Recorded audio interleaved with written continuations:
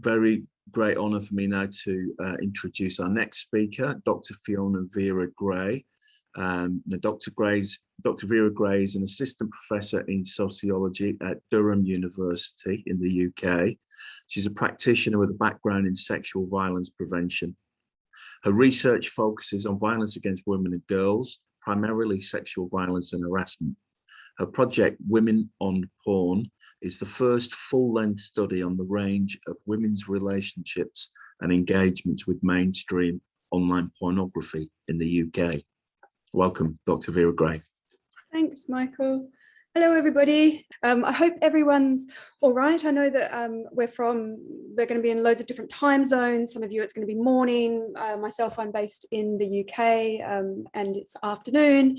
But regardless, this is a really heavy topic. I feel quite heavy even just after hearing the previous speaker. So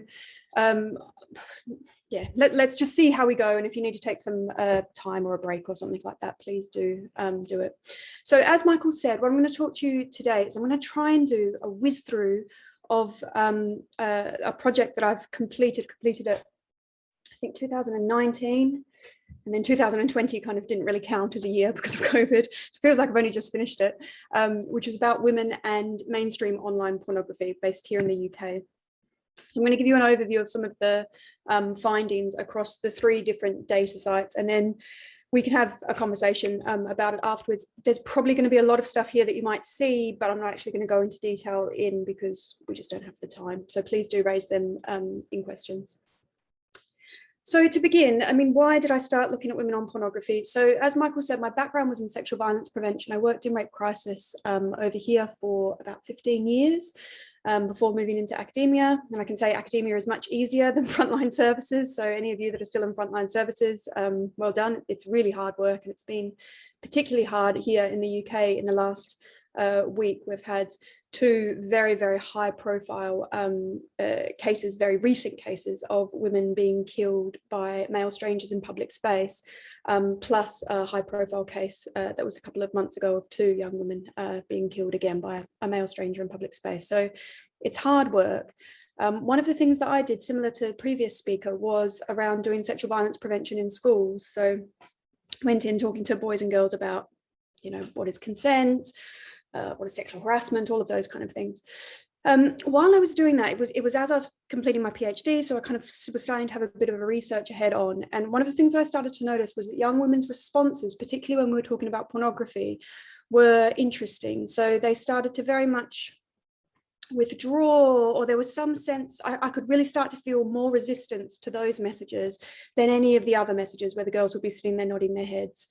And alongside that, one of the other things I started to really realize as I was teaching was that there's some problems with the way that we're conceptualizing consent sometimes when we're doing this education to young people, because it is very gendered. You know, when we're talking about consent, the message, it really is about talking essentially to boys about getting consent from girls in that kind of heteronormative framework. And what that means really when we're thinking about it is that we're never positioning young girls as being the initiator or the desirer or the actor in sex. We're still positioning them, you know, as the gatekeeper, that the best that they can hope for really is they agree to sex or they refuse sex, but never that they're the ones that actually are actively asking for sex. And I think as feminists, we can see that there's something problematic or concerning in just replicating that kind of very traditional understanding of women and sex. This from 1988 was from a paper by an educator called Michelle Fine. She called it The Missing Discourse of Desire. It's a great paper if you haven't read it. I'm pretty sure you can get it free online now. And then she revisited it in the late 90s, and it's something like Still a Missing Discourse of Desire, and just basically talking about how still in sexual violence and sex and relationships education to young people, what's really missing, particularly for young girls, is the idea of them being someone that could possibly be desiring of sex, as well as this broader conversation about, you know, the fact that people have sex for pleasure and enjoyment and desire. That's missing from the frameworks that we have when we talk to young people about sex. And that's going to be important. So just hold on to that, because the fact that that's missing is what is one of the driving factors for women using pornography. So then I started to think, okay, well, let's have a look at what's out there in terms of women and pornography. And what I found is that there was so limited studies on women and pornography use, like really a massive gap, which is really strange, because for any researchers here, anyone that works on porn, there's so much literature. I mean, it's one of the things that I've really struggled in. I previously worked on public sexual harassment, and that's a very small evidence base. It's growing now, but it was very small when I did my PhD. And so I could kind of read everything on it. It's pretty easy. I could feel like I know the literature. I just don't think you could ever know the literature on pornography. It's massive. But within that, there's really limited studies on women in pornography use.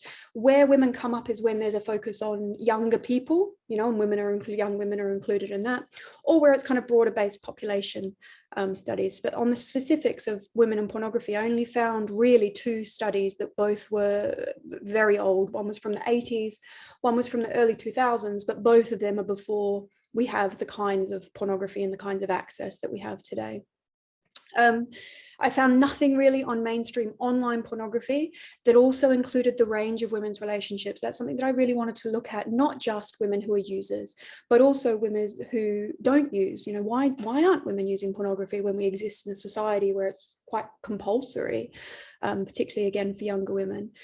And also, what did women think about their partner's use of pornography, or have they used pornography with a partner, just to try and get a sense of women's stories around pornography.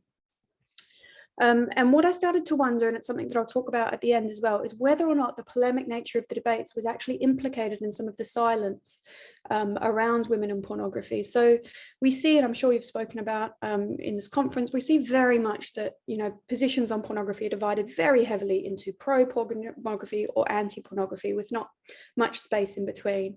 And actually what I went on to find is that most women's experience of pornography lies somewhere in that space in between. And so without us creating room for that space, it actually is meaning that there's not a space for women to start articulating their own experiences and starting thinking through some of the conflicts that they might be feeling. So I used 3 different methods. The first one was a survey, just because there was nothing out there, so I needed to do some kind of broad understanding.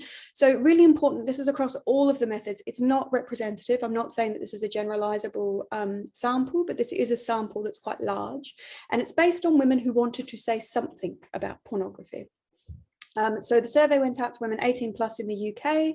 It was live for 3 months back in 2016, which now seems like an age away. And there was a lot of questions in it. There were different routes through the survey, obviously based on what women asked, but because there was such an absence in the literature of this stuff, I asked about a range of different things. In total, there was about 2,000 respondents. And the final survey sample, once I kind of filtered it, cleaned it, was 1,684 women. Second method was interviews. So I used the survey to generate people that wanted to be interviewed. I just asked women if you'd like to be interviewed about this over 4 months, and that happened in the next year. I wasn't sure when I did this whether or not women will be up for it, talking to a complete stranger about pornography, but turns out loads of them were. Actually, it seems to be something that a lot of women have wanted to speak about for a while. So there's over 250 requests to interview, and in the end I did 100 women. I ended up doing it over the phone, which some point in my life when I have time, I need to write a paper on it, because it was a really interesting method actually to do it over the phone or on Skype, but not using video, so they couldn't see me. And there was something about that I think actually really helped create the relationship that we needed for them to talk about what they did. I specifically tried to recruit across a range of positions. So I went both, it got supported through one of the big kind of women's sex shops here and a number of sex bloggers, but then also through the violence against women and girls sector, and specifically targeting Black and minoritized women and girls. And then the last method was a content analysis. And the reason why this was there was I thought if we can get a sense of what women are watching, you know, or of how much women are engaging with pornography, we then need to kind of know what it is that's on there. What is it that they're finding when they're going to these porn sites? And again, for those of you that are aware of all of the research around here, it's really hard to analyze the content of porn because it's a moving target. There's so much of it.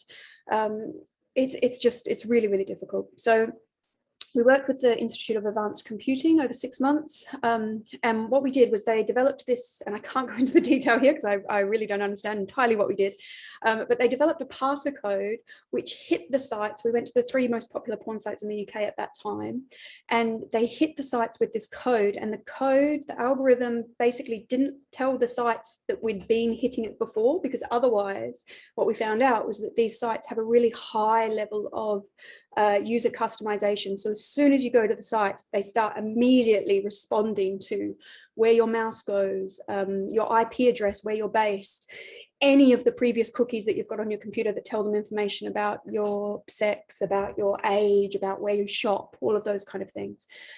Really high number of cookies on these sites as well. I think he was saying there's like 400 cookies, and the only other site that he knew that put that many trackers on your computer was the Daily Mail. Very similar, for any of you that know what the Daily Mail is over here.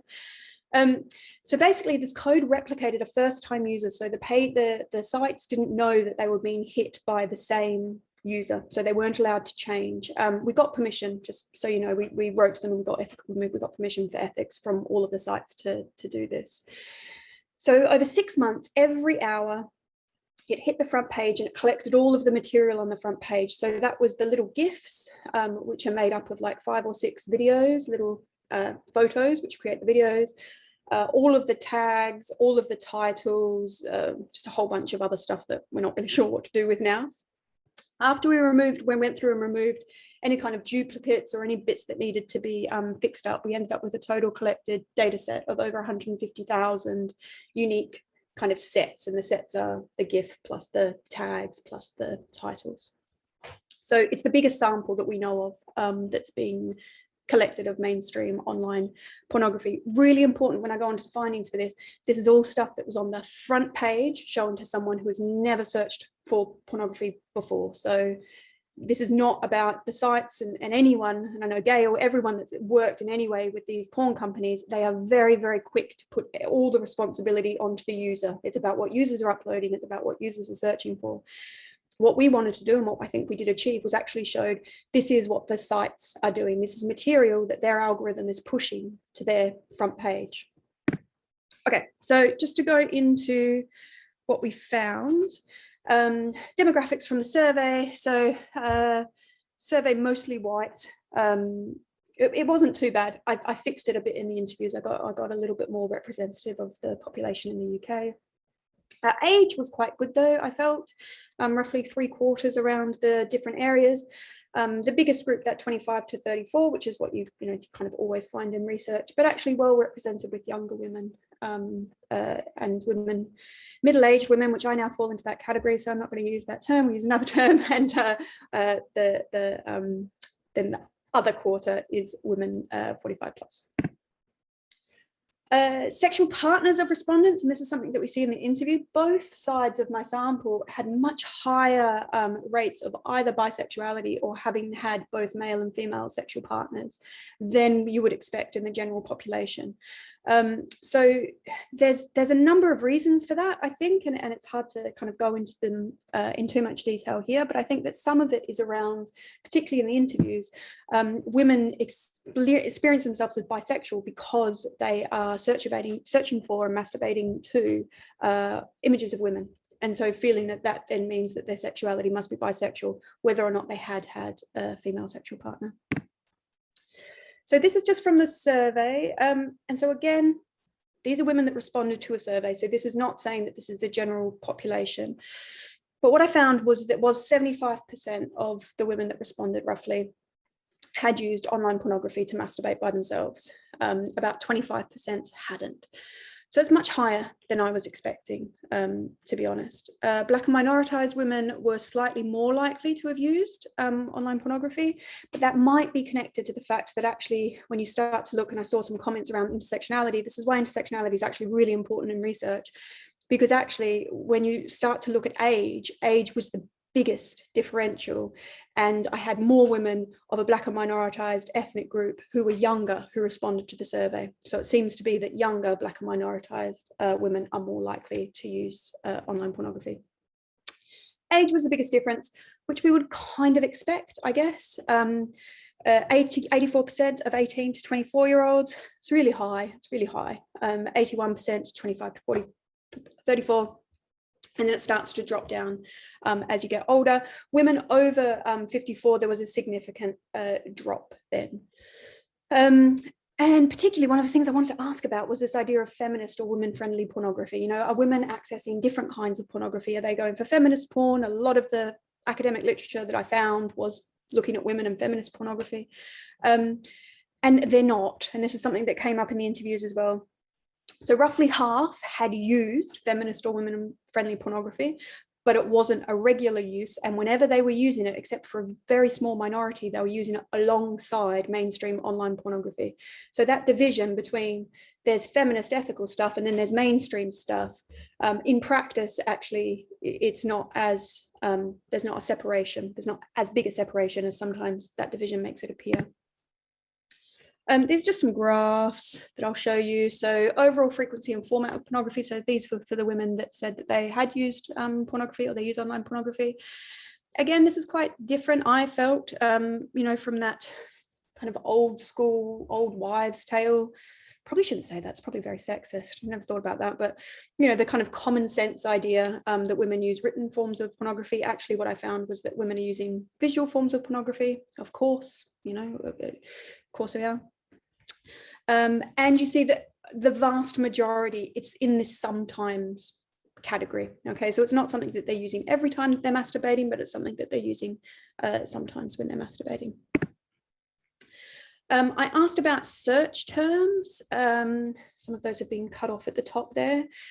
And this is what we see. Lesbian is by far, well, not by far, lesbian and threesome. So again, with another woman involved, is the biggest, most commonly searched for search term. And I explored that in the interviews. And so I can talk to you a little bit about why that is. But we also see a number of other things in there that maybe we wouldn't expect women to be searching for. I also had about 460 women enter free text responses, so into that section saying these are things that aren't in this list that we searched for.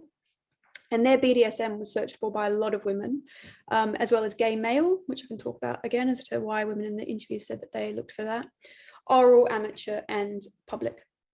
And so because these terms weren't included in the original list, if they had been, the response rate may have been much higher.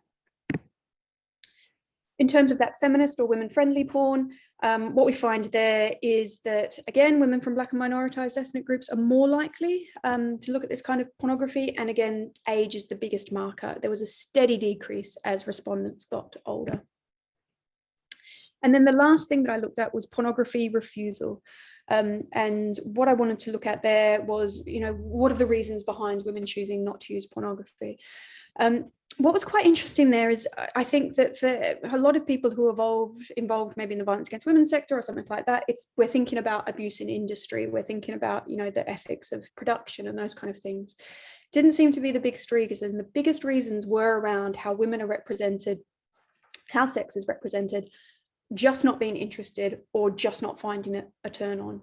So it didn't seem so much that women were making decisions based on kind of an ethical response to the pornography industry, much more just based on they didn't like the way that women were represented in it. The interview sample, 15 minutes, okay, I'm going to try and do this in another 5-6 minutes. So the interview sample, roughly half were in that middle age range, 25 to 34, and then the remaining half was divided again amongst the slightly older, slightly younger, and then over 45s. Just over 3/4 came from white ethnicities and 15% from a Black ethnic group, which in terms of representation in the UK is roughly equivalent. 5% had dual heritage, 3% were Asian, which is underrepresentation compared to about 7% in the UK population. So there's definitely a need there to reach out a little bit more to understand Asian, including British Asians, women's experiences of pornography.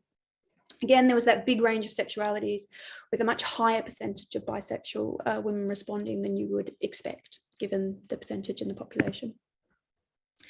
What I found in the interviews really similar to the surveys, and this is why it's really a good idea to do multiple, you know, different forms of data collection, because you can really start to see whether or not this was just particularly what the sample who responded to the survey thought, or what this is something more likely, more broadly, that's coming out when you talk to people about it.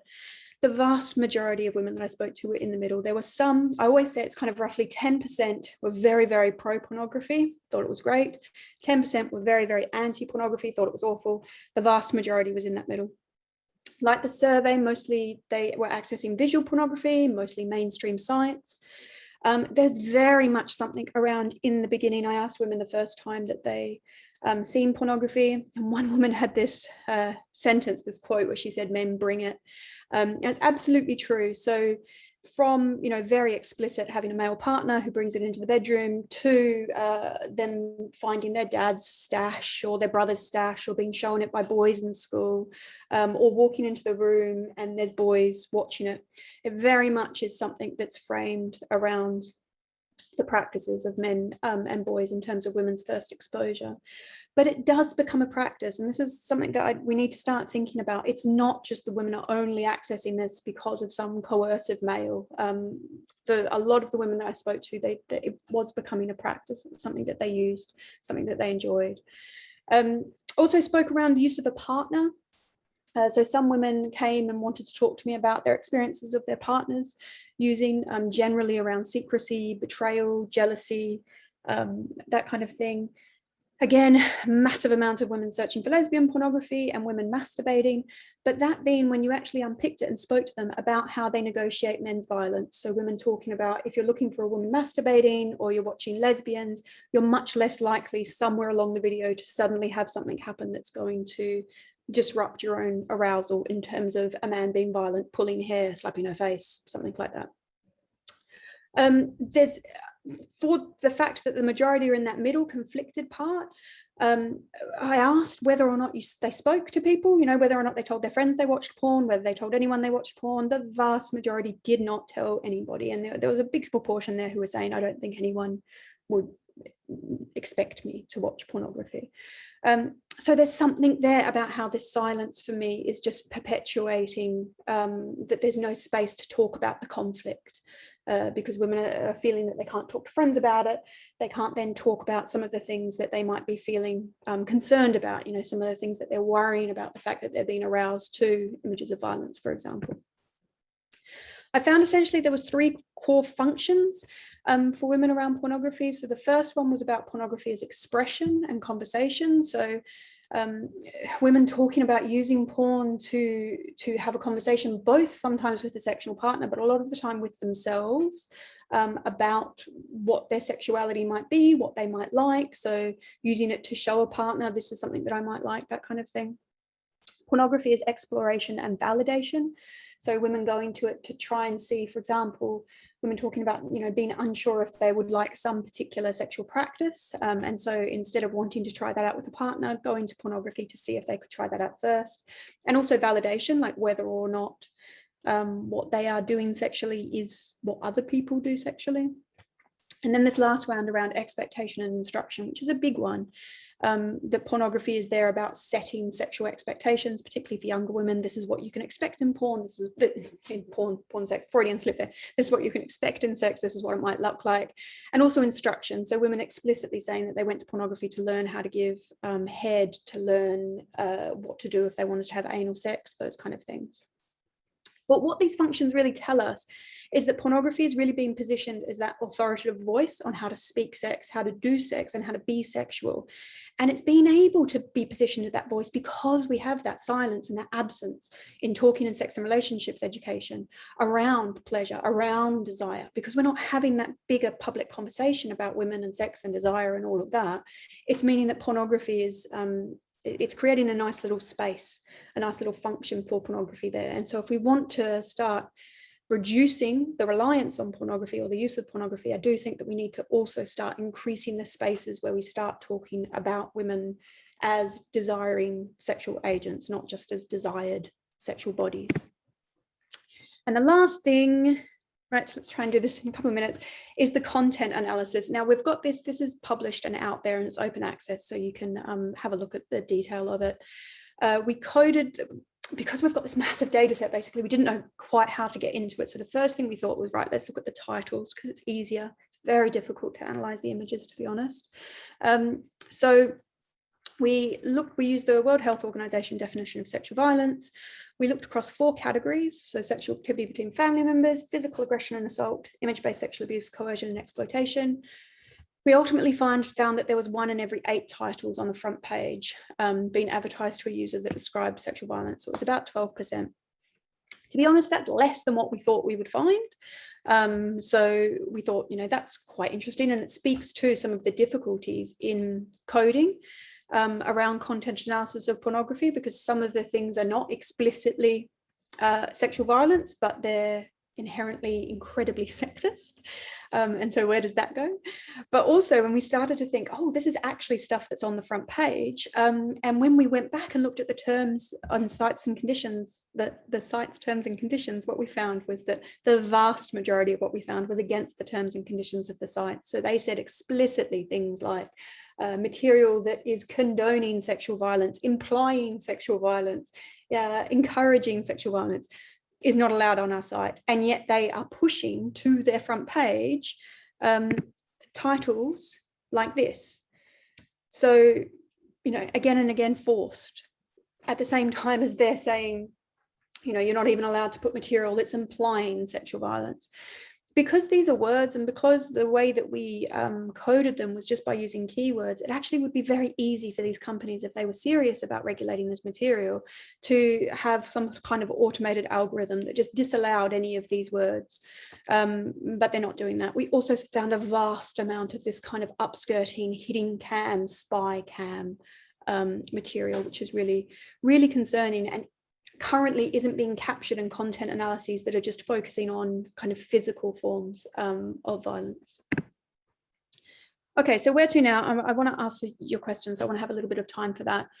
But I think following this, the thing that I think that we need to do, that people need to do, that research needs to do, practitioners need to do, is we need to start thinking about how we engage with women as users of pornography. We need to stop really with what used to be the case. Men are still the majority of users and definitely the majority of producers.